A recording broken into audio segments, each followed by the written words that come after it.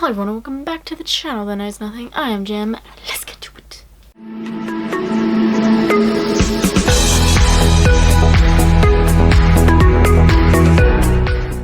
Welcome back to another fantastic Fandom Friday where we are doing another book tag.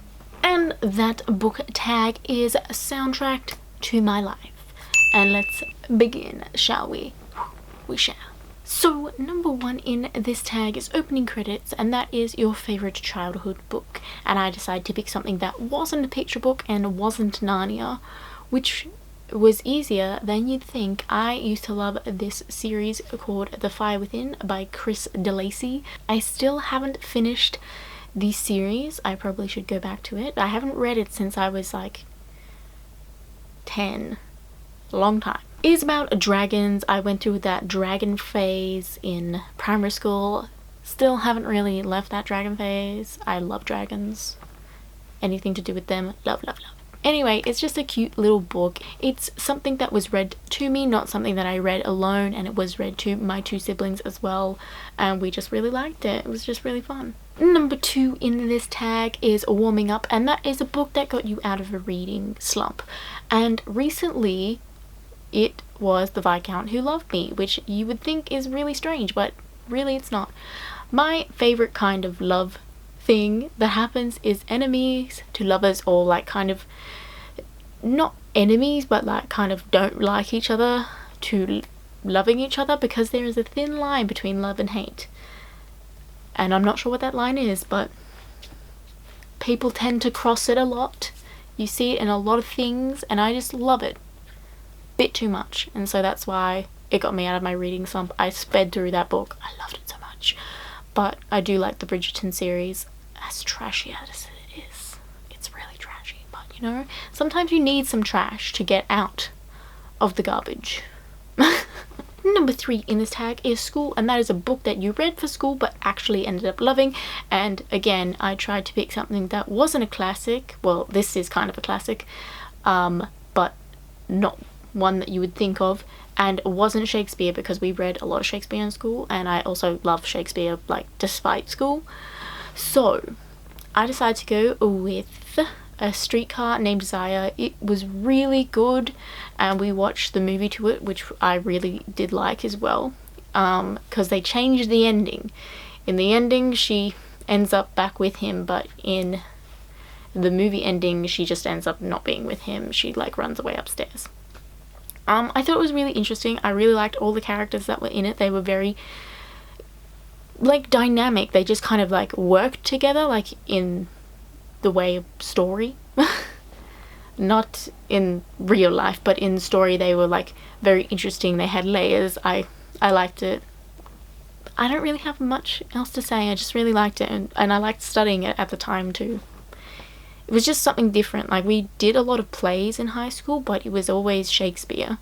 And so this was like a breath of fresh air for me, and I really enjoyed it. And also I read for Blanche like in my class, so it was kind of like fun because I was part of it. Number four in this tag is Falling in Love, and that is an author that you love so much that you will read all of their books, and it's kind of a tie. Not really a tie. I will mention these two authors. One is definitely above the other, like dramatically. Rick Riordan and Becky Albertalli. Becky Albertalli because she's like kind of like that contemporary person that I really like, and Rick Riordan because Percy Jackson, because I just can't not pick him. He is just amazing. I love him as an author, and he's not problematic, so that's another good thing. Becky Albertalli, the only book of hers I haven't liked is What If It's Us? Oh damn, the sequel's coming out soon when I'm recording this, so we'll see how that goes. Maybe I'll like the sequel more. Sometimes that happens.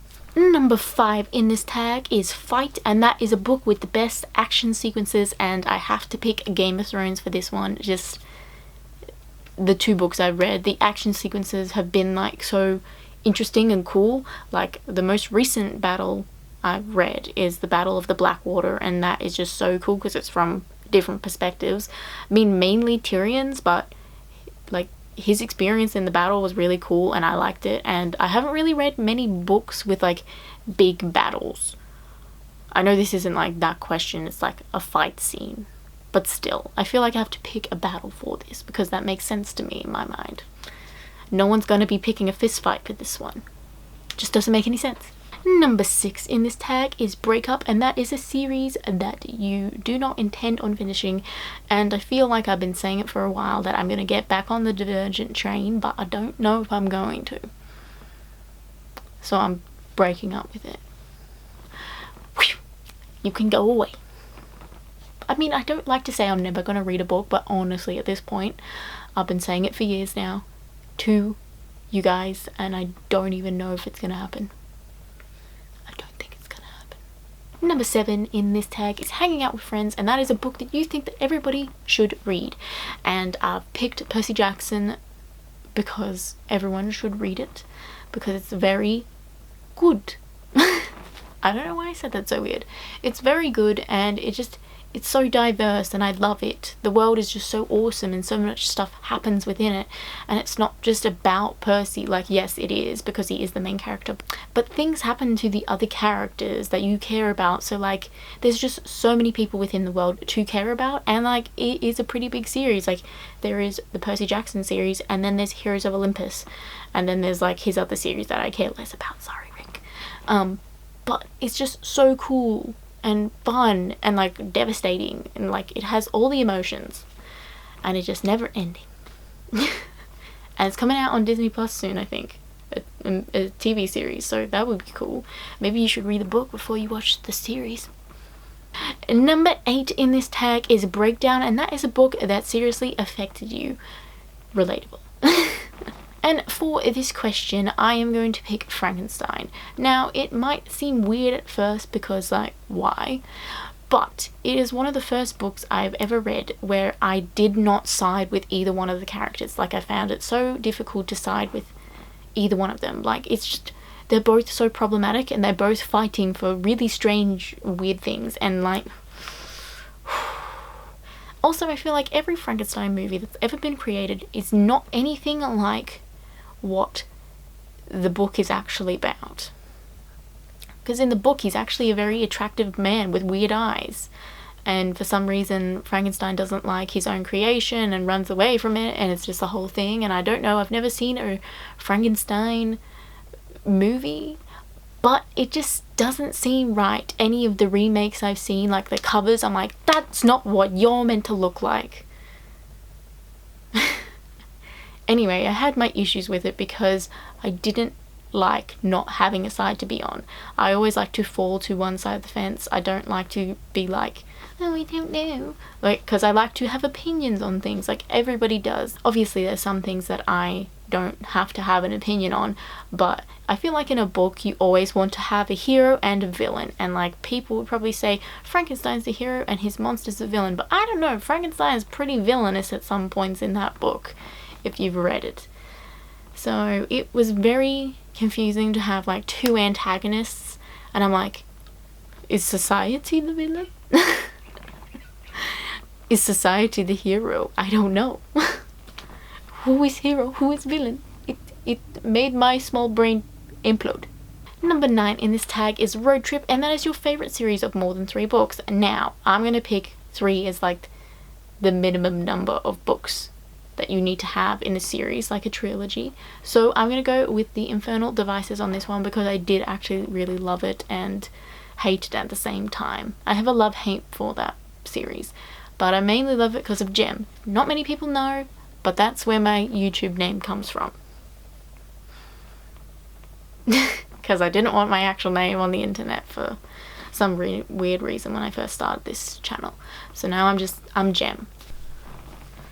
Basically what I was trying to say is that I love that series because of Gem. Don't know why, I couldn't spit it out of my mouth. Number 10 in this tag is Flashback, and that is your favourite book from 5 years ago. 5 years ago, I was... The next day.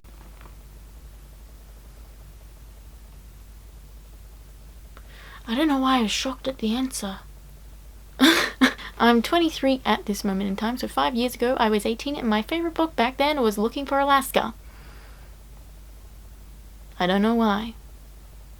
I cringe back on Gem back then. She wasn't cool like Gem now. It was my favorite book though because it was very interesting, contemporary. I do like books that deal with loss because it is something that is part of everyday life that people tend to forget and not write about as much. And generally when I do read about loss, it's not within a contemporary form, it's within fantastical or sci-fi, so it's a little bit different. And like, I feel like the grieving process isn't entirely the same, because in fantasy it's kind of like, oh, this was meant to happen, like very much in like Game of Thrones, it's like, oh well, people die every day in this like land, whatever, you know. Whereas in contemporary, you kind of get to see the characters go through their grieving process, and everybody grieves differently. And I thought it was very tragic and interesting to read. Number 11 in this tag is Getting Back Together, and that is a book that you can't stop rereading, and it's got to be Percy Jackson or Narnia, because I love those worlds. I just dive into them every single time, and I just like can't escape them. Like, most people would probably be Harry Potter, but not for me. I do like Harry Potter, but I just find it very problematic because of J.K. Rowling right now, and I'm having my issues with it. And I just got to remember, the author does not matter anymore. She put out her content into the world, and she's just gonna have to deal with what everyone thinks of it now. She gotta shut up, stop talking about Harry Potter, it's over. I know that sounds mean and bad. On my first day of uni, I feel like I'm beating a dead horse with this, because I always say it. I was told, as soon as you put something out into the world that is creative, it is no longer yours anymore, it is society's, and they get to make their opinions of it, not you. You don't get to add in extra information like she does on Twitter. Like, you just don't get to do that, and we derailed the conversation. Number 12 in this tag is A Moment of Triumph, and that is the longest book that you've ever read. Now, I thought it was going to be Outlander in the beginning because those books are quite long. I've only read the first one, but however, A Clash of Kings beat it by not a very significant amount, but significant amount that it was the longest book I've ever read, to my knowledge. I don't remember others, but I'm fairly sure it's A Clash of Kings. I feel like I can safely say that, but I'm not like 100% sure. I'm like 90. Number 13 in this tag is Death Scene, and that is a book or series that you wish had ended differently. And as much as I do love this trilogy, I wish that the Grishaverse would have ended differently. I would have liked more than what we got, and I feel like Alina's true calling wasn't what she ended up doing in the end of the book. I thought she was going to go off and teach people how to be Grisha, or like how, like, help other Grisha train, but she doesn't do that, and I find it quite annoying that she ended up with the person that I didn't really want her to end up with. Like Mal, he is so much better in the TV show than he is in the book. Mal is just very trying on me. He wasn't any more likable in the end than he was in the beginning. Like, in the beginning he's like low-key bearable, in the end I was like, cool. Excellent. Number 14 in this tag is Funeral, and that is a book with an epilogue that you just hate. And it's gotta be the end of A Lady's Guide to Petticoats and Piracy. Though I don't think it's the epilogue, it is kind of like an epilogue without saying it's an epilogue. It ends with a letter that Felicity writes to Callum, and I've got to say that Callum can go fuck himself. I'm sorry. In the beginning, he did not even believe that Felicity could go off and be a doctor and do all those things. He just thought she was a useless woman, and he was like, but married me, lol. I'm sorry. I hate men like that in any sort of medium. It's just like, I hate anyone that does that, not even men. Anyone that belittles someone else's dream to do something can just go off and not speak to anyone ever. If you don't have people around you that believe in you, that kind of sucks, and it makes you feel like your dreams are so not within your reach. And the fact that that man may be her husband, could be her husband, but saying that like her dreams weren't obtainable just kind of sucked in a way.